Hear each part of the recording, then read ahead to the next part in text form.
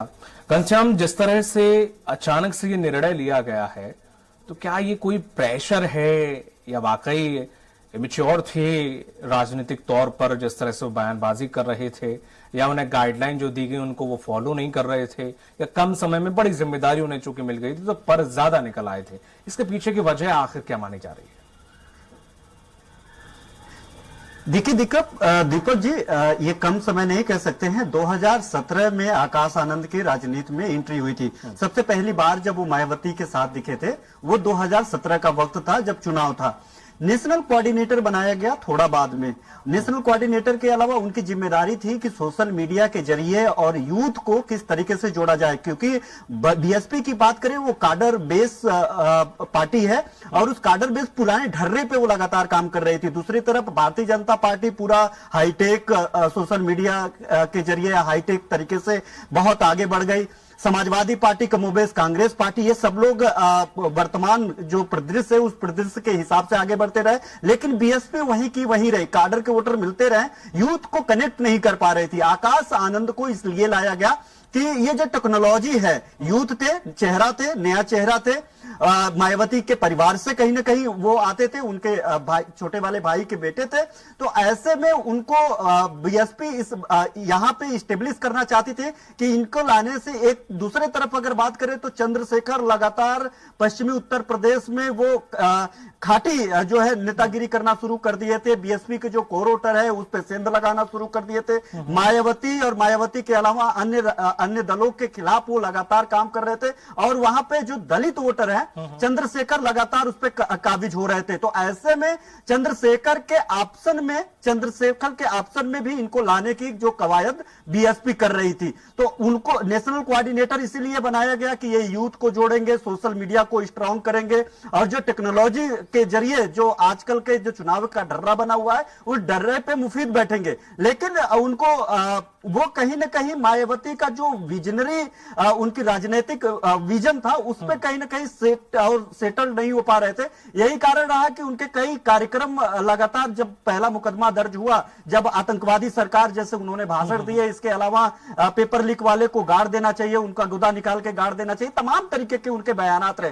हालांकि इसको लेकर के जो विपक्षी दल है, अन्य बीएसपी के अलावा जो है वो भारतीय जनता पार्टी हो और खासतौर पर समाजवादी पार्टी और कांग्रेस पार्टी, उन्होंने कहा कि वो उनकी बातें चुभ रही थी मायावती जी को, क्योंकि मायावती भाजपा की बी टीम है और वो ये नहीं चाहती कि भारतीय जनता पार्टी के खिलाफ कोई माहौल बनाए, इसलिए उनको हटा दिया। लेकिन कई कारण रहे जिस कारण को सोचने के बाद, समझने के बाद ये बताया जा रहा है कि मायावती ने ये निर्णय लिया होगा। उन्होंने कहा कि अनमेच्योरिटी थी, मेच्योरिटी पूरी नहीं थी और उनके जो पिताजी हैं आनंद कुमार, आकाश आनंद के पिताजी जो पहले से ही काडर बेस पे वर्क कर रहे हैं बीएसपी में, वो जस के तस बने रहेंगे, लेकिन इनको उत्तराधिकारी के तौर पर और नेशनल कोऑर्डिनेटर के तौर से हटाया जा रहा है मेच्योरिटी आने तक। अब आगे का क्या निर्णय होगा इनका, किस तरीके से होगा? हिमाचल प्रदेश में सबसे पहले इनको स्टार प्रचारक बनाया गया था, वहां पे कई तरीके के इनके कार्यक्रम लगे यूथ के साथ प्रदेश स्तर पे, और खासतौर पे अगर कहा जाए तो नेशनल वाइड जो है कई कार्यक्रम इन्होंने किए, कई जगह सफलता भी हासिल हुई, कई जगह इन्होंने स्टेब्लिश करने की कोशिश की बीएसपी को। लेकिन मायावती क्या चाहती थी? मायावती किस तरीके से आकाश आनंद को स्टेब्लिश करना चाहती थी, किस तरीके से काडर वोटरों के साथ साथ यूथ को सोशल मीडिया के जरिए और अन्य तरीकों से उनको जोड़ना चाहती थी, उस पर कहीं ना कहीं आकाश आनंद मुफीद नहीं बैठ पा रहे थे। और दूसरी तरफ उनपे एक आरोप लगता था, जब काशीराम ने इस पार्टी का जीर्णोद्धार किया था, बनाया था, बीएसपी का जो है जन्मदाता थे काशीराम, उन्होंने अपने परिवार से किसी को नहीं चुना, मायावती को चुना, क्योंकि उनको लग रहा था कि इस काडर बेस पार्टी में मायावती बेहतर होंगी, मुफीद होगी, और बनाया भी और मुख्यमंत्री भी बनी। काशीराम कभी मुख्यमंत्री नहीं बने, लेकिन मायावती बन गई कई बार। तो ऐसे में मायावती के सामने एक बड़ा जो है चुनौती ये भी थी कि उनके ऊपर लगातार आरोप भी लगाए जा रहे थे कि आप परिवारवाद के खिलाफ आप काम करती है, काडर बेस की बात करती हैं, कार्यकर्ताओं का नाम लेती हैं।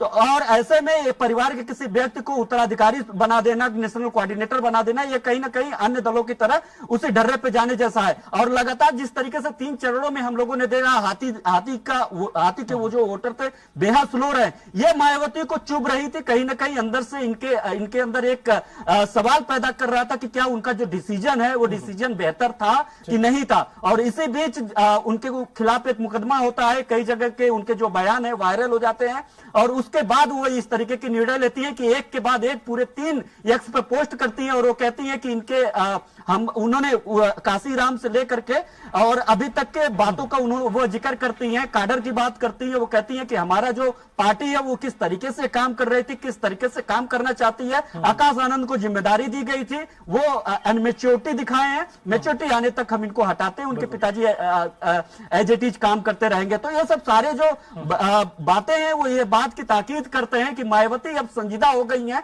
किसी भी बात को लेकर के वो किसी तरीके की ऐसी सवाल का जवाब देना नहीं चाहती है जो सवाल वो दूसरे राजनीतिक दलों के खिलाफ उठाती रही हैं। और यही कारण है कि एक बड़ा निर्णय लेते हुए आकाश आनंद को नेशनल कोऑर्डिनेटर पद से, अपना उत्तराधिकारी पद से हटा दिया था। जब इनको उत्तराधिकारी बनाया जा रहा था, देश भर के साध्वी नेताओं को बुलाया गया, तकरीबन 1.5 घंटे तक काफी बातचीत चली, मशक्कत चली, तब जाकर के ये निर्णय लिया गया कि आकाश आनंद को ये पद सौंपा जाए। हालांकि बीएसपी की बात करें तो मायावती वन मैन आर्मी है, पूरी तरीके से वन मैन आर्मी है, जो वो डिसीजन ले लेगी, किसी भी उस दल के नेता को पास इतना भी पावर वो नहीं छोड़ती है कि वो उस पर सवाल उठा पाए। लेकिन उसके बावजूद 1.5 घंटे तक मशक्कत चला, बातचीत चली, बातचीत का दौर चला। उसके बाद ये निर्णय हुआ कि हाँ, आकाश आनंद को इस पद के लिए मुफीद पाया जा रहा है, इस पद पे बैठाया जाए। उसके बाद वो लगातार काम कर रहे थे, कई जगहों पे स्टार प्रचारक बनाए गए थे, स्टार प्रचारक के तरीके पे वो प्रचार कर रहे थे। लेकिन हो सकता है कि मायावती, जिनका नाम नहीं ली कभी, मायावती बड़ा सौम्यता के साथ वो अपनी भाषण अभी तक देती जा रही है, कभी भी किसी का नाम और संवैधानिक पद पे किसी व्यक्ति का नाम, चाहे वो प्रधानमंत्री नरेंद्र मोदी हो, सीएम योगी आदित्यनाथ हो, कोई केंद्रीय मंत्री हो, राष्ट्रपति हो, चूंकि राष्ट्रपति भी आदिवासी समाज से आती हैं, उनको लेकर के पैरवी करते हुए दिख सकती हैं, उनको लेकर के अपनी विरोध दर्ज करा सकती है। लेकिन कभी भी मायावती सीधे तौर पे आक्रामक नहीं होती है। और उसके इतर जो आकाश आनंद का जो भाषण देने की शैली थी, जो उनके बातचीत करने की, लोगों से कनेक्ट करने की शैली थी, वो सीधे आक्रामक थी, जैसे अन्य दलों में रहा है। तो इसको लेकर के कहीं ना कहीं मायावती असहज हो रही थी, और नतीजा यह रहा कि काफी एक वक्त के बाद इन्होंने निर्णय लिया। बिल्कुल, अब ये देखना होगा कि वाकई ये चुनाव के वक्त ये फैसला बसपा को क्या सही बैठता है उसके लिए या गलत है। तमाम जानकारी साझा करने के लिए शुक्रिया आपका घनश्याम। रुक करते अगली खबर की ओर। गोरखपुर में